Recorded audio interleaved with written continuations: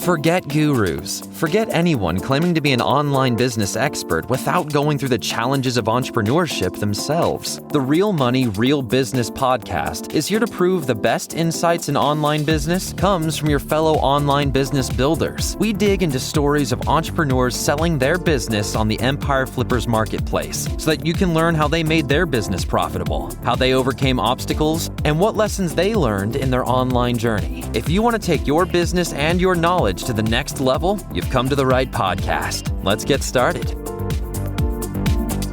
Hey everyone, welcome to another episode of the Real Money, Real Business podcast. We record these interviews so that potential buyers can learn more about the business and the seller to help them make an informed buying decision.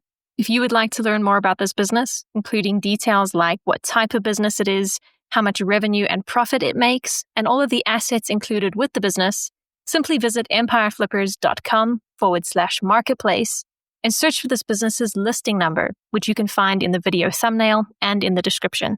Or if you're watching this on YouTube, you can click the link in the description to go straight to the listing. So without further ado, let's get into this interview. First up, let's learn a little bit about you. Can you tell us about your background in building and running online businesses? Sure. I've been running e-commerce businesses for several years, full-time since about 2017, primarily in the fishing and outdoor categories. I've also done consulting for brands that sell physical products online, mostly for their marketing and operations. I'm pretty much a systems person. I bought this brand in June of 2014 when the original owner was about to shut down. I knew him through a friend of a friend. Basically, he was a retired guy, and after he retired, he started making these in his garage. It grew to the place where it was taking too much of his time and everything was very manual, very tedious. And so he was just going to close his doors and go back to being retired. But the brand had a great reputation and a loyal fan base. I was aware of the brand before then, but because it was so manual, it really wasn't something that anybody else could take on without just being a job. There's no systems in place, no supply chain, no standardized really anything for making the product. Pretty much every single one was made to order. So there was really no way for it to scale, for it to stay in business. When I bought it, I rebuilt the supply chain. I put systems in place, standards. Now every product that comes off the line is the same, and we have good suppliers in place, and then relaunched the brand. So now the business is growing, it's streamlined, it's much more scalable, and no longer just a hobby for an individual, but a true brand and a true business. Why are you selling the business now instead of keeping it and growing it further? Why am I selling the business? That is probably the ultimate question, right? That's what everybody wants to know when they're looking at business. If it's business is so great, why are you selling it? And for this one, it's kind of a blend of a couple different things. This was a little bit of a fun project for me, kind of a side project apart from my main income. It was something because I liked the brand and I liked the reputation. I hated to see it die on the vine. And so I wanted to kind of take it on as a project and see if I could do what I do best, put systems in place, find good suppliers, and get it to where it can operate, without being so owner intensive. And now we're there. This is kind of the part of the business where my expertise is done and things just kind of ride and I start to get bored. I have my other businesses, other brands that I run and have a lot more growth to do in those. And this one kind of just got to the place where it doesn't really need my attention and I don't really have to be involved too much in it. Personally, I also am needing to free up a lot more of my time. We're building a house. I have a son with disabilities who takes a bunch of care, and that's taking a lot of my time. So I've been scaling back my involvement with my businesses, and this is one of the ones that decided to take myself out of. It's turnkey and ready for somebody to scale. So it's a great handoff point versus kind of going to that next level, either looking for a retail partner or something like that, knowing that would be another commitment for me.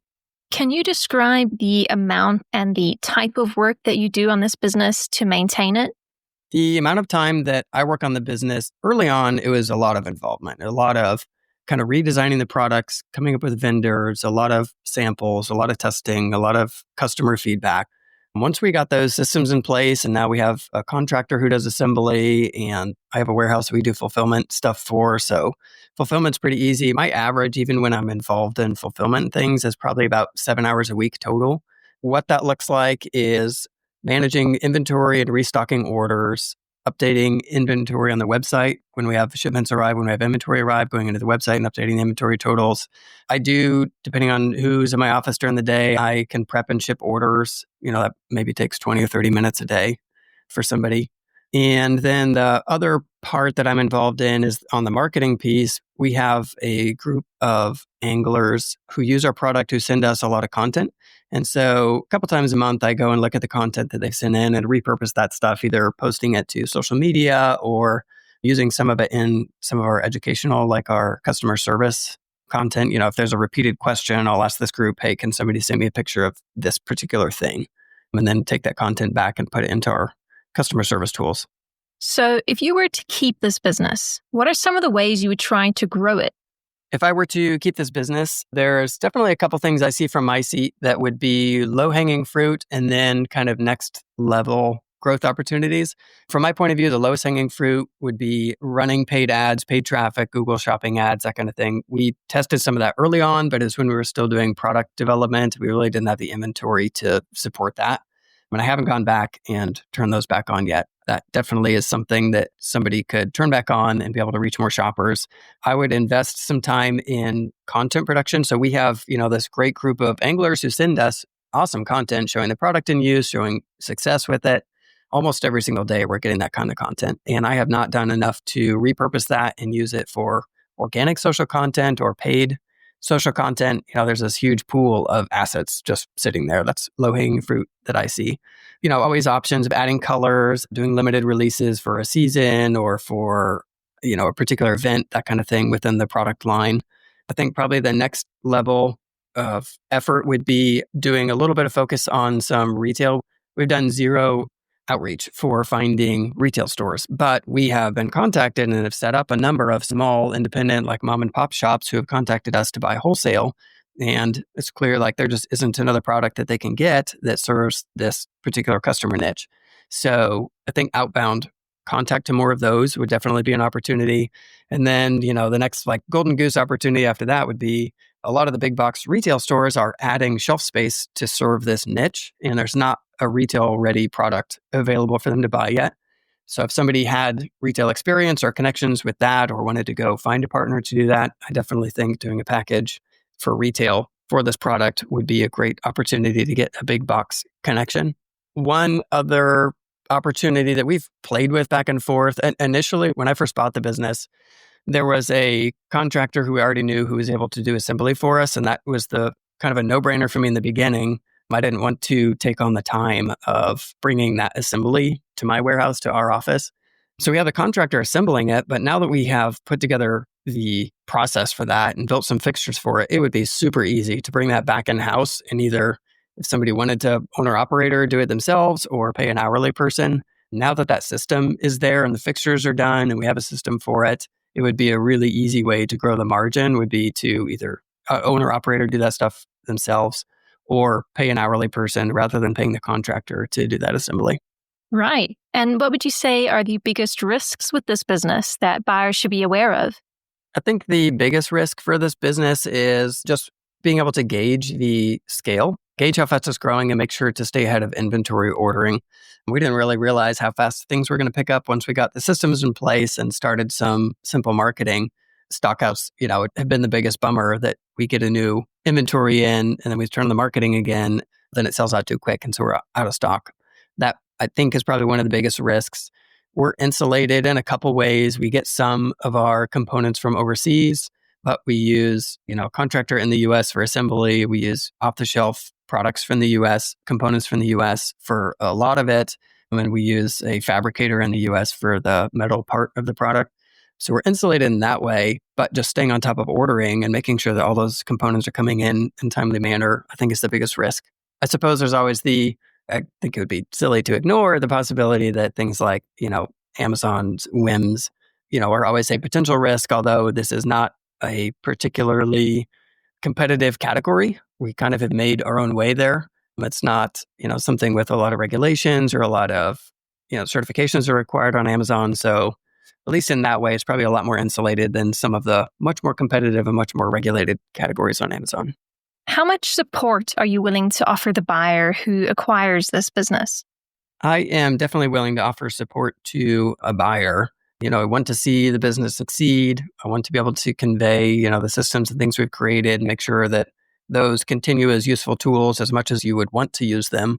happy to help with any part of transition, or, we can help with fulfillment during a time if that's needed. We have a warehouse here, so moving inventory or receiving inventory, any of that stuff, we're happy to help with.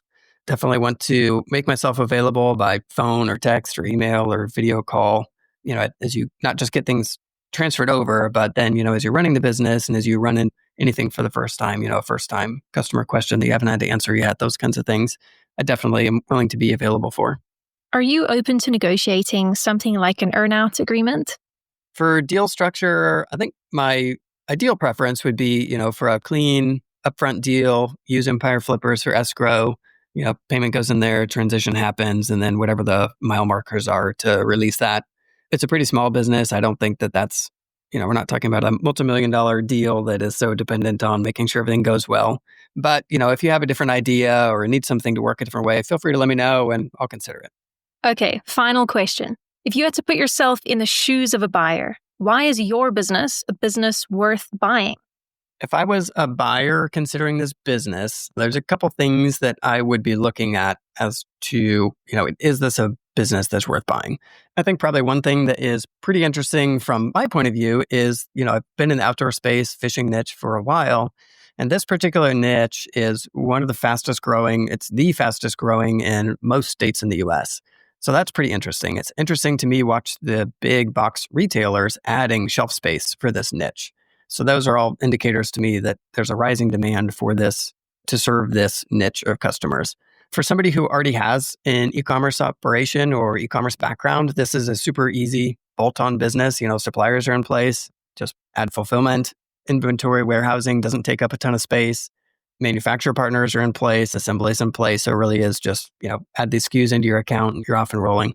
For someone who's new to e-commerce or is looking to be more of like an owner operator, there's a big potential to increase margins by being that operator. If you want to or have an interest or capacity to take back some of those things we've outsourced, there's a very large opportunity to increase margins on the assembly side, either doing it yourself or hiring an hourly employee to do that. You would have a lot of margin that you could create doing that.